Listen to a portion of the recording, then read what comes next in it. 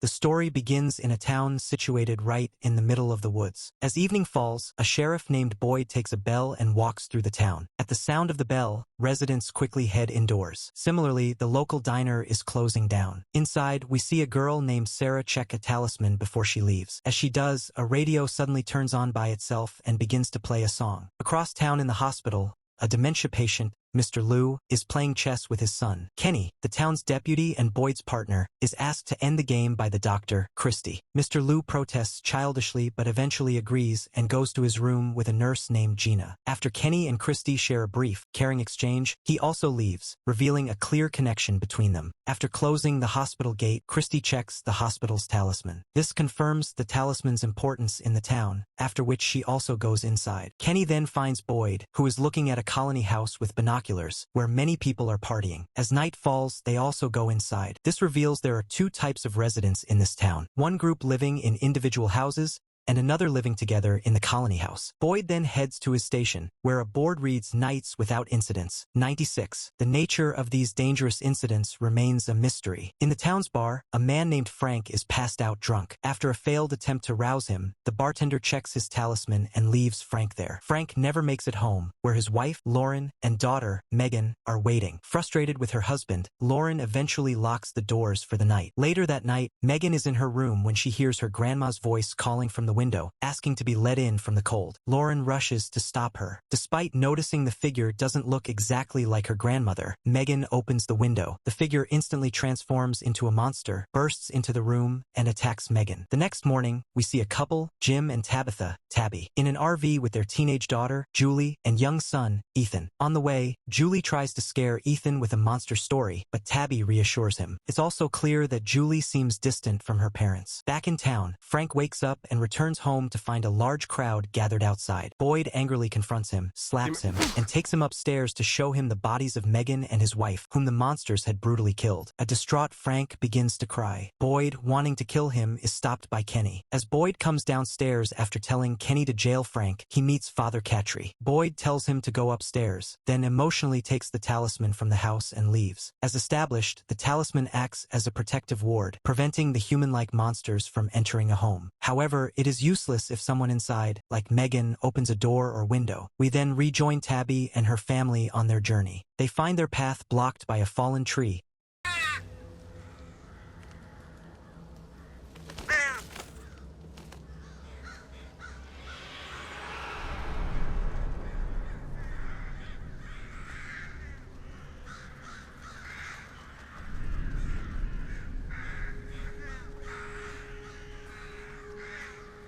And as they get out to look, a large flock of ravens appears, cawing loudly. Unsettled, they turn back to find another route. In another part of town, Boyd visits the colony house, run by a woman named Donna, with whom he has a tense relationship. Boyd is there to see his son, Ellis, who is painting his girlfriend, Fatima. Fatima is happy to see Boyd, but Ellis is clearly not. Boyd tells Ellis about the deaths of Lauren and Megan, and asks him to attend the funeral. Ellis's lack of reaction speaks volumes, and Boyd leaves. On the main road, Tabby and her family suddenly lose their phone signal. Shortly after, they arrive in the same strange town. Jim gets out and asks Boyd for the way to the highway. Boyd, shocked to see newcomers, advises him to continue on the same road. But as Jim drives, the RV circles back to the same town. This time, Jim asks the diner girl, Sarah, for directions, but she behaves strangely and walks away. During this, we also see Sarah's brother, Nathan, who tends to the town's livestock. Jim keeps driving only to end up in the same town again. An argument breaks out between Jim and Tabby. On their third loop through the town, Jim furiously reverses direction. Seeing this, Boyd and Kenny decide to follow them. Jim speeds down the road,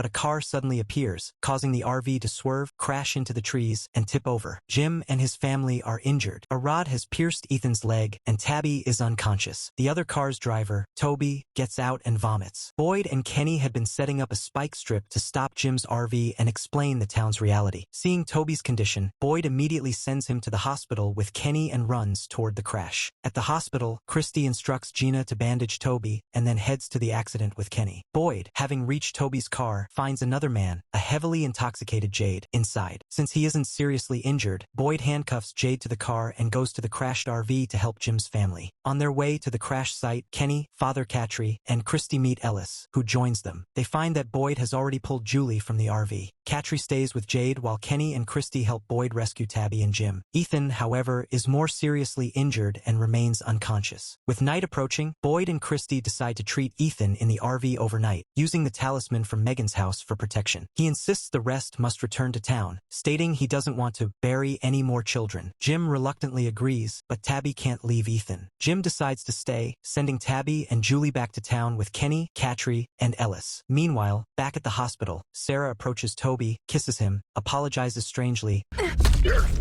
and then stabs and kills him, seemingly under some unseen influence. As Kenny drives everyone back to town, their car's tire is punctured by the very spike strip Boyd had set. By now, it is dark. Ellis, Catry, and Kenny rush Jade, Tabby, and Julie from the car, telling them to run and ignore any voices or figures they see, warning them they won't be human. Inside the RV, Boyd has placed the talisman. Christy is treating Ethan, who suddenly begins having seizures. Just then, as darkness completely envelopes them, scores of monsters in human form begin to advance on the RV. It becomes clear that the monsters appear human, luring people into opening doors before tearing them apart. Outside the RV, these creatures appear, speaking in human voices. Thinking more townspeople have arrived to help, Jim moves to open the door, but Boyd forcefully stops him. Meanwhile, Kenny and the others reach the colony house. A drunken Jade falls, knocking himself unconscious. Donna hesitates to open the gate, fearing they could be monsters. Just as the real creatures are about to attack Julie, calling her name to manipulate her, Fatima convinces Donna to let them in. Inside, Tabby and Julie are confused, as the creatures looked like ordinary people. For safety, Donna ties up the newcomers, Tabby, Julie, and the unconscious Jade, since one mistake could cost everyone their lives. Tabby is secured in Donna's room, Jade to a bed, and Julie in the kitchen. In the kitchen, a peculiar man named Victor appears looking for Peaches, frightening Julie with his odd demeanor. Fatima intervenes, asking Victor to leave before calming Julie down. She then takes Julie to Ellis's room, showing her his impressive paintings. There, Fatima explains how the monsters lure people with sweet talk before killing them. Back in the RV, a terrified Christy fears they won't survive, but Boyd calms her. She manages to remove the rod from Ethan's leg and stitch the wound. Ethan reveals that during his seizure, he saw a place with many paintings. Boyd and Christy are shocked, learning this was his first ever seizure. At the colony house, Kenny argues with Ellis, who blames Kenny for their late arrival due to the spike strip. After their heated exchange, Ellis gives him a bottle of liquor. Later, while drinking with Father Catry, Kenny reveals his backstory. His father's dementia led them on a trip that ended with them seeing the same fallen tree and getting trapped in the town. He expresses his fear that his father's condition could endanger them all. Father Catry encourages him to stay positive. Meanwhile, at the hospital, after a game of chess, Gina takes Mr. Liu to his room. Nearby, Sarah has killed Toby, repeatedly apologizing and claiming it was the only way to save everyone. She then leaves the room. In her room, Donna explains to a disbelieving Tabby that everyone in town arrived the same way, seeing a cursed tree and a flock of ravens before becoming trapped. She tells Tabby she's lucky they arrived during the day. Donna then shares the story of her fearless sister. When they got stuck at night, a man stood in front of their car. Her sister got out to confront him, not knowing he was one of the creatures. The monster tore her apart while the others joined in, torturing her all night as Donna listened to her screams. Donna concludes that the monsters don't just kill, they hunt and torture for sport. We then see Victor drawing in his room, perhaps the place Ethan saw during his seizure. The night passes and morning arrives. In the RV, everyone has survived. Boyd, Christy, and Jim carry Ethan outside and reunite with the rest of the family, who are overjoyed to see them. Elsewhere, Sarah confesses to her brother, Nathan, that voices promised she could go home if she killed Toby and left the hospital door open. Nathan tries to manage her strange behavior. Because Sarah left the door open, Christy, Kenny, and Catry enter the hospital to find the mutilated bodies of Mr. Liu, Gina, and Toby. They are unaware that Sarah is Toby's killer. Devastated, Kenny embraces his father's body. Later,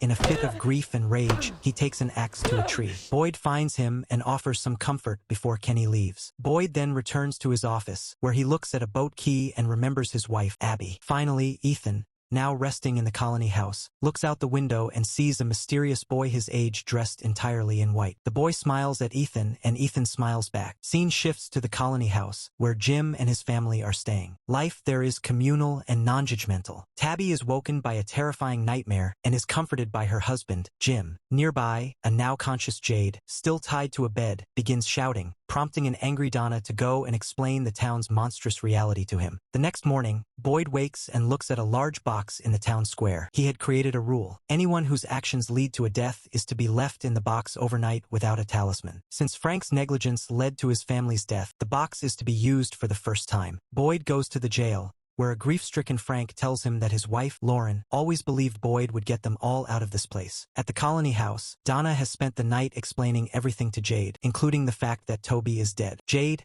however, refuses to believe her, convinced he's in an elaborate prank or reality show. He cheerfully borrows a girl's bicycle to explore the set. During his ride, Ethan again sees the boy in white. They exchange a quiet hi, an interaction unseen by anyone else. At the diner, Mrs. Liu, Kenny's mother, puts on a brave face while cooking for the town, but she is secretly devastated by her husband's death. Sarah, who works at the diner, arrives, her role in the previous night's tragedy still a secret. Later, Father Catry meets with Jim and Tabby to explain their choice. Live freely in the communal colony house or take a private house in the town. Ignoring Julie's desire to stay at the colony house, Jim and Tabby immediately choose the town. An angry Julie storms off. Catry then takes the couple to see an empty house. Jade, still treating everything as a joke, cuts the line at the diner to get food. The other townspeople, including Kenny and Sarah, find his behavior bizarre, with Sarah muttering that he'll be killed soon. When Sarah spots her brother, Nathan, she quietly tells him to leave before he draws suspicion to her. Catry shows Jim and Tabby their new house, reminding them to always follow the rules. They see the box meant for Frank, and Catry explains its purpose. He then leads them to the house, which is the same one where Lauren and Megan died. Inside, the sight of the blood-stained walls in Megan's room is too much for Tabby. Crying, she comes outside, questioning why Jim trusts these people. Jim reminds her that these people saved their lives and that they have no other choice, as all their attempts to leave have failed. At Frank's request, Boyd takes him to the swing set he built for his daughter. The visit is emotional for both men, with Boyd clearly saddened by the situation. Inside the colony house, Ellis makes a walking stick for Ethan, while Julie learns from Fatima that the townspeople rely on each other to survive. Using his new stick, Ethan finds Victor behind the house, measuring the distance to trees to see if they move at night. Ethan asks about the boy in white. Victor is shocked, revealing he used to see the boy himself. He asks Ethan to say hi for him next time. When Julie arrives, she sees her brother with Victor, whom she considers crazy, and pulls Ethan away.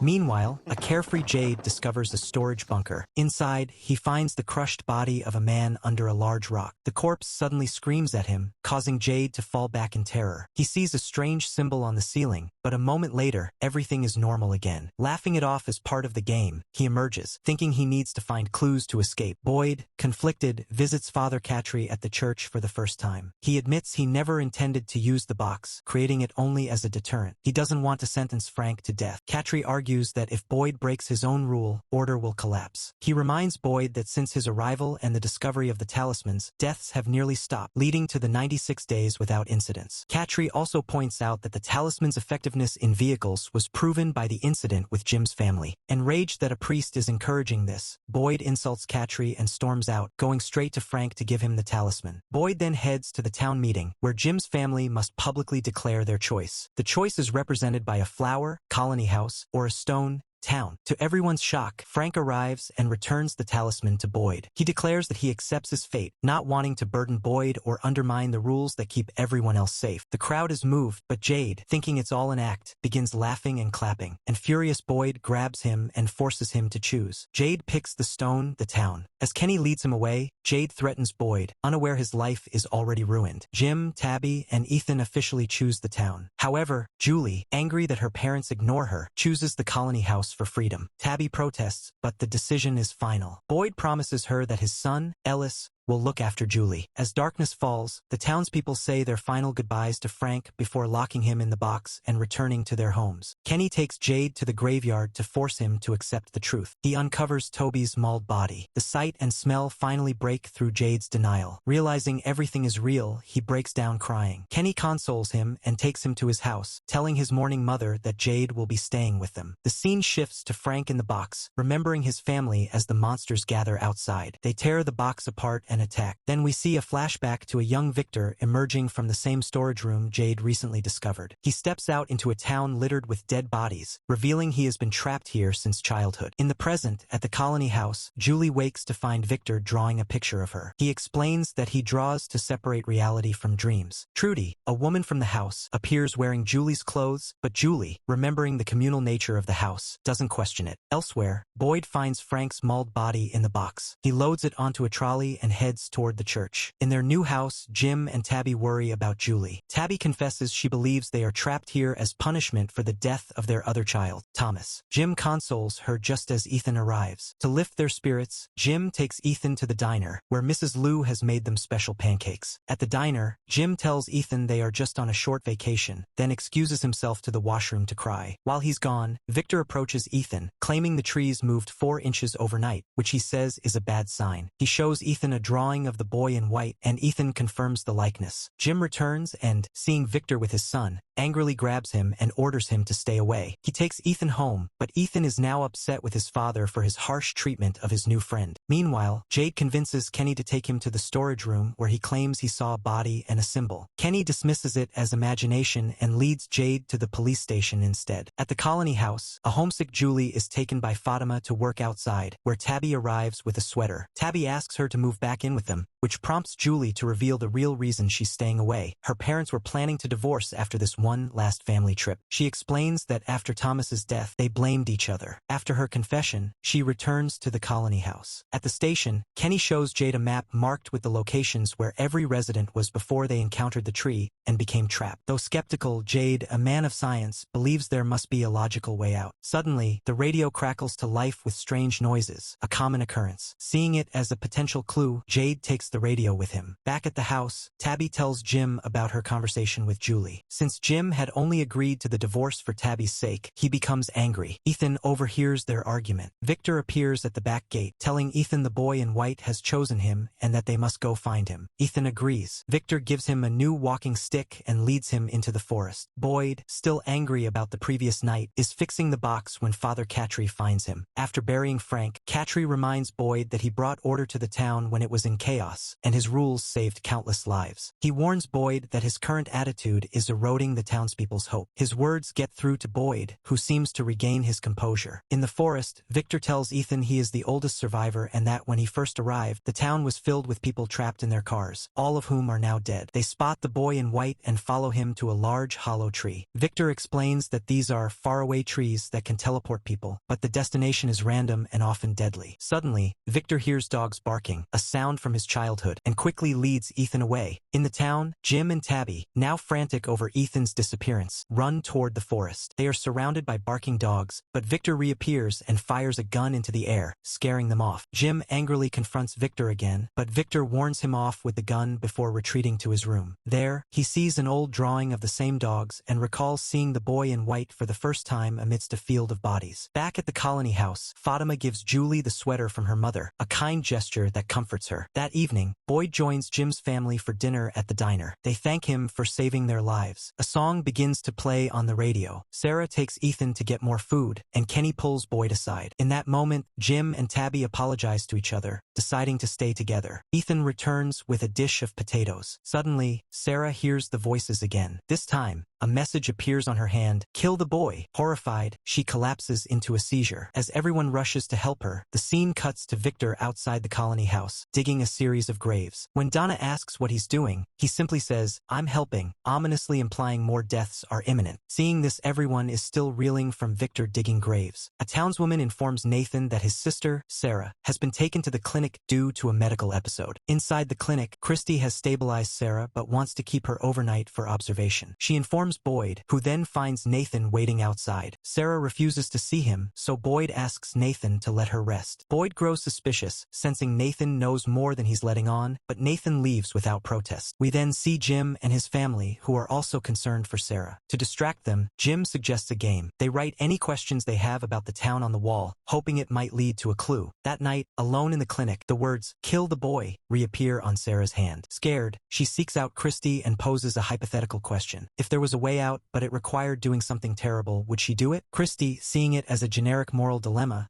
says yes, agreeing that a bad act might be justified if it benefits everyone. Their conversation deepens, revealing that Christy and Kenny have feelings for each other, but Christy is hesitant because she is engaged to a woman named Marielle in the outside world. She fears that if they ever escape, a relationship with Kenny would be a betrayal. Sarah understands, sharing that her brother, Nathan, has always protected her, especially from an abusive ex-boyfriend. They talk through the night. The next morning, Nathan arrives to take a departing Sarah home. At the colony house, a worried Julie confides in Fatima that she misses her life and the people in it. Fatima tells Ellis, and they decide to cheer her up by taking her to a beautiful, hidden lake that Ellis discovered. There, Julie asks Fatima how she stays so positive. Fatima shares that she is from Iran and that on her birthday years ago, her father, a preacher, was murdered by his enemies. This taught her that there are monsters everywhere and life is unpredictable, so she chooses to live without fear. We then see Boyd's hand begin to tremble as he experiences a seizure-like tremor. Worried that he, Ethan, and Sarah are somehow connected, he decides to visit his wife Abby's grave. He asks Kenny, the town's deputy,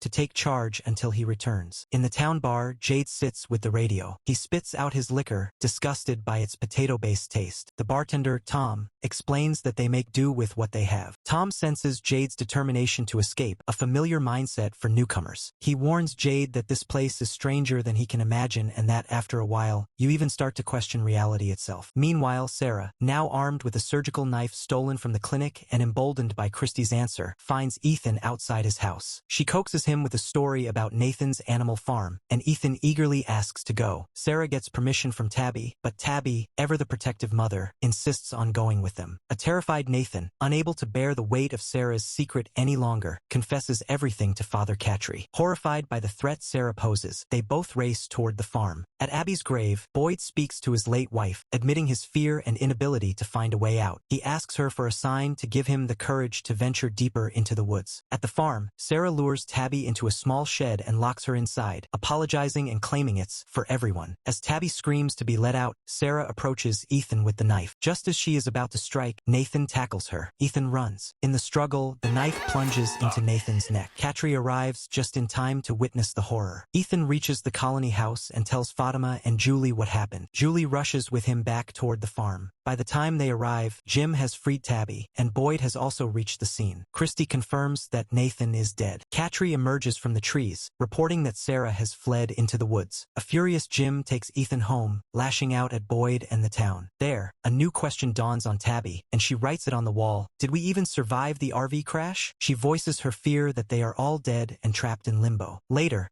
at the diner, a guilt-ridden Christy tells Boyd she feels responsible for Nathan's death. Boyd reassures her, saying Sarah was already on this path. Just then, a song begins to play on the radio, its lyrics eerily mirroring their situation. Boyd takes it as the sign he asked for from Abby and leaves with renewed purpose. Jade plans to build a radio tower by scavenging batteries from all the cars, hoping to contact the outside world. Meanwhile, Tabby goes to Father Catry, theorizing they are in limbo. Catry disagrees, believing they are alive but trapped in a place separate from the world. She also reveals that Ethan is terrified of Sarah and confused by her actions. Everyone assumes Sarah died in the forest after she fled. However, after Tabby leaves, Catry descends into the church basement, revealing a shocking secret. He is Sarah tied to a chair, proving he lied about her fate. Meanwhile, Boyd finds Kenny. After learning about Sarah, Kenny mentions his mother saw Sarah as a daughter, but Boyd, dismissing this, announces his plan to enter the forest alone to find a way out. The news enrages Kenny, who storms off, leaving Boyd confused. Later, Jim and Tabby make a shocking discovery in their house. The wire of a table lamp is fake, yet their appliances defenses still work perfectly. This discovery leads them to question the source of the town's power. Just then, Jade arrives with his gathered equipment, seeking Jim's help to build the radio. We cut back to Katri and Sarah. Katri explains he is hiding Sarah to protect her from the box, the town's punishment for causing Nathan's death. Since Nathan had confessed to hearing voices, Katri believes Sarah's own voices could genuinely help the townspeople and begins to question her. Outside Colony House, Julie finds a bouquet of flowers and takes it inside. Elsewhere, Tabby and Ethan bring the belongings of the deceased to the diner, a room that serves as a memorial for the dead. There, Tabby is shocked to find a familiar bracelet. Back at her house, her eyes fall on the flickering lamp. Driven by this new mystery, she and Ethan trace the wiring to the basement floor and begin digging, discovering the cables run impossibly deep into the earth. Jade and Jim take batteries and wires to a large tree to set up an antenna. As Jim climbs, Jade is suddenly overcome by a terrifying hallucination. The tree is filled with hanging corpses, blood drips onto him, and he sees the mysterious symbol again. A man appears and starts shooting at him,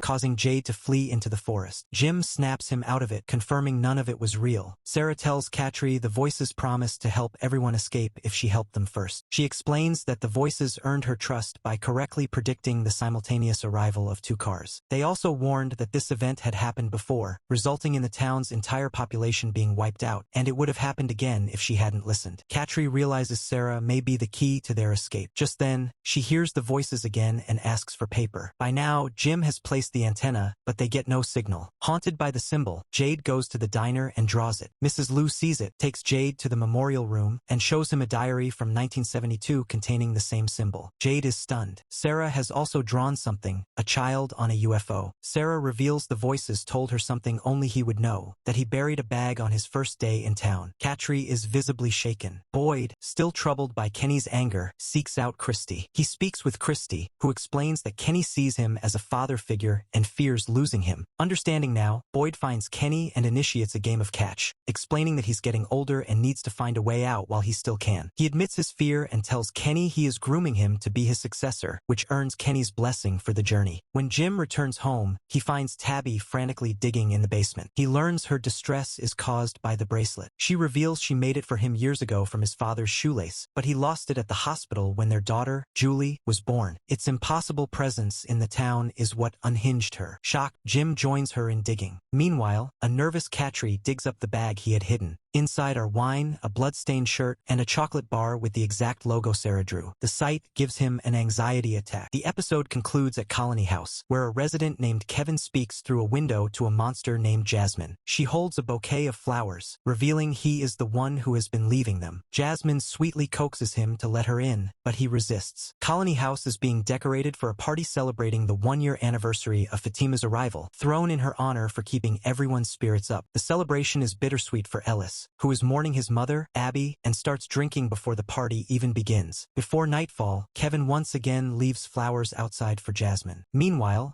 a troubled Katri takes his bag to Boyd, who is preparing for his solo trip into the forest. At their house, Jim worries about the radio while Tabby continues digging in the basement. Jim proposes they use Colony House, the town's tallest building, to mount a larger antenna. The party at Colony House begins. A drunk Ellis argues with a man named Hal and is sent to his room. When Hal disrespects Ellis's mother, Donna, who is missing her own sister, punches him unconscious.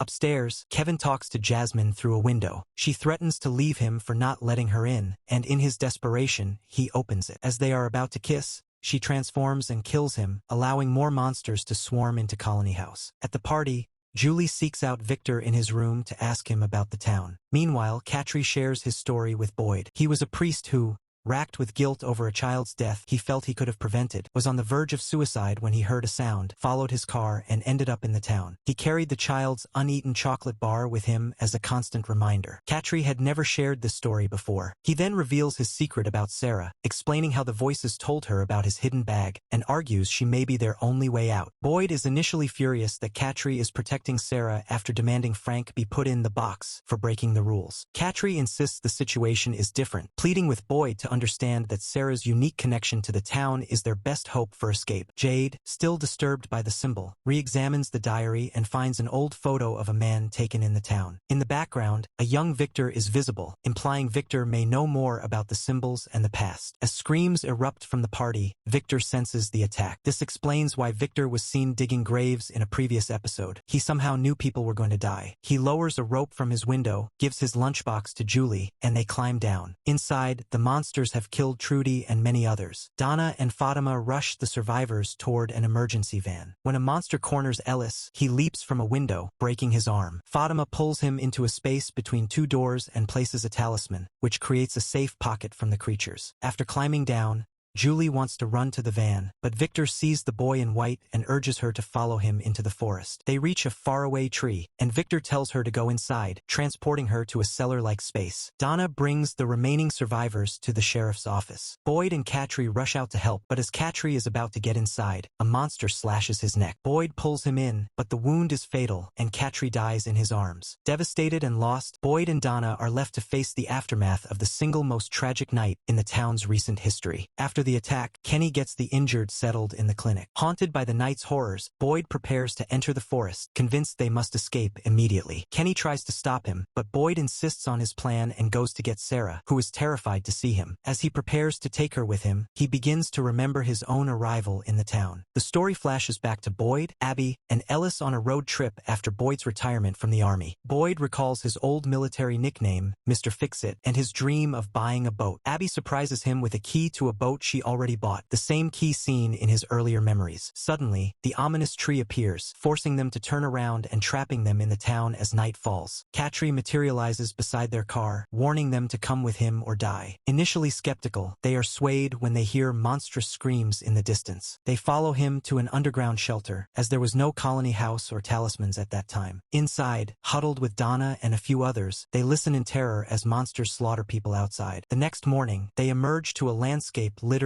with mutilated bodies. Horrified, they grapple with the reality of their new prison, knowing only that night brings death. Haunted by the carnage, Ellis grows troubled. Boyd, understanding escape is impossible, decides to make the town livable. He rallies the survivors, but no one dares venture into the forest for supplies. Boyd goes alone. Meanwhile, Ellis notices Abby is disturbed, staring blankly and mentioning a strange dream. After Boyd returns with a goat and chickens, Ellis begs him to spend more time with Abby, but Boyd is focused on survival, underestimating Abby's distress because he believed she was strong. He dismisses Ellis's concerns and returns to the forest to mark a trail. There, he spots a dog with a collar and follows it deep into the woods, getting lost as night falls. Surrounded by monsters, Boyd falls into a cave. The creatures approach but then leave, and he discovers the cave is filled with talismans marked with protective sigils. He realizes these are the key to saving everyone. He rushes back to town at dawn, drawn by the sound of gunfire. He finds Abby shooting the townspeople, convinced they are all trapped in her dream, and that killing them is the only way to wake up. She turns the gun on Ellis, but Boyd is forced to shoot and kill her to save their son. This is the root of Ellis's resentment. He blames Boyd for first neglecting his mother and then killing her. The story returns to the present. Boyd, taking Sarah into the forest, admits he doesn't trust her but is acting on Katri's faith. Ellis is furious to see Sarah, Nathan's killer, but Boyd tells him to trust the plan, insisting she is their only hope. He sends Ellis away and ventures into the forest with Sarah. Back in town, Donna takes charge of the survivors. Jim rallies everyone to help build the radio antenna, and the community begins collecting wires and batteries, united by their shared desperation to escape. Boyd leads a handcuffed Sarah deeper into the forest, his distrust for her still evident. He presses her to explain why she trusted the voices. Sarah breaks down, screaming that the voices warned her,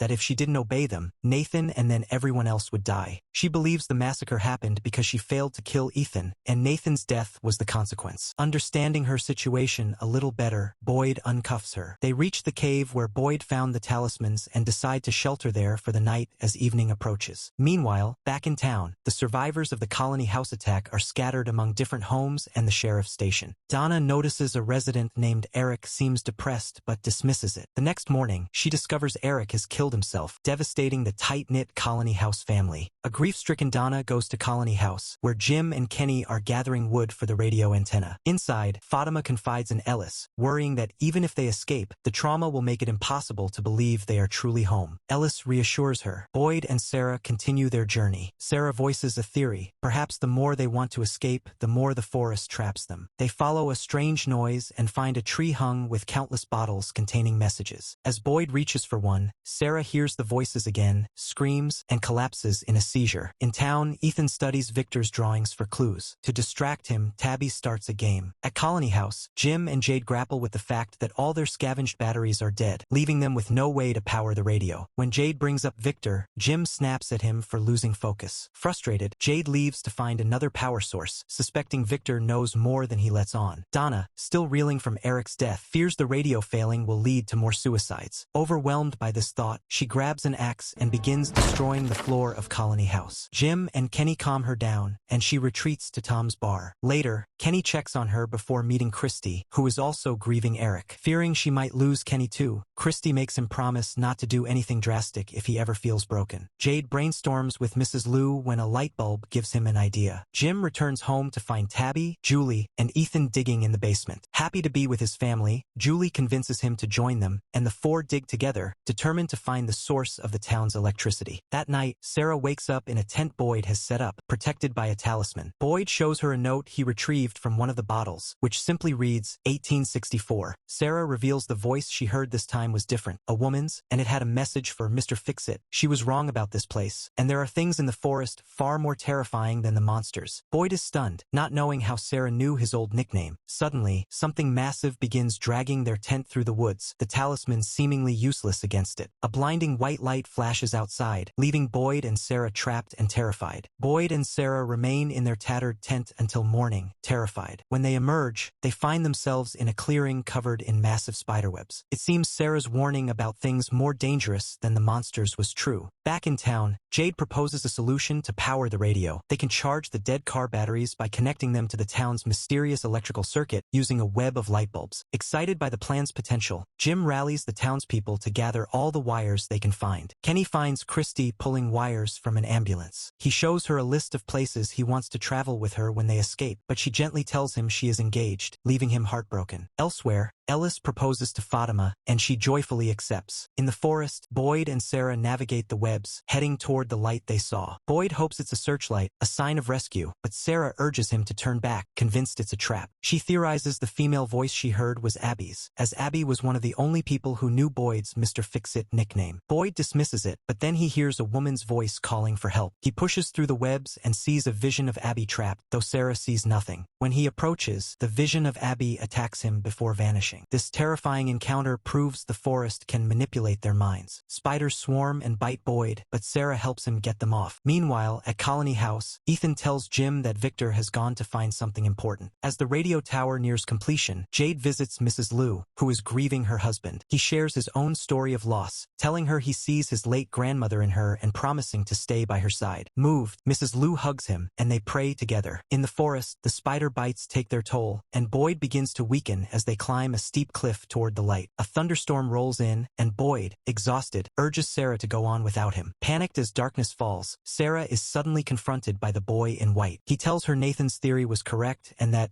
they are really angry because they tried to escape. He warns her they must go into a nearby tree immediately. Sarah pulls Boyd to a faraway tree and pushes him inside. He finds himself trapped in a tall, narrow stone well, with no way to climb out. He screams for help. At the diner, a new song starts playing on the jukebox. Just as the radio tower powers up and Jim sends out a distress call, a bus full of new, confused people drives into town. Tabby, still digging in her basement, hears something above her and looks up in shock. The season ends on this cliffhanger, with the town town's population replenished just as the original survivors were on the brink of a breakthrough, promising a more terrifying and mind-bending second season. Hope you liked the recap, so go ahead and like the video and subscribe to the channel. That way I can keep bringing you more videos like this. And if you want a video on season 2, just let me know in the comments so I can start working on it soon. See you next time.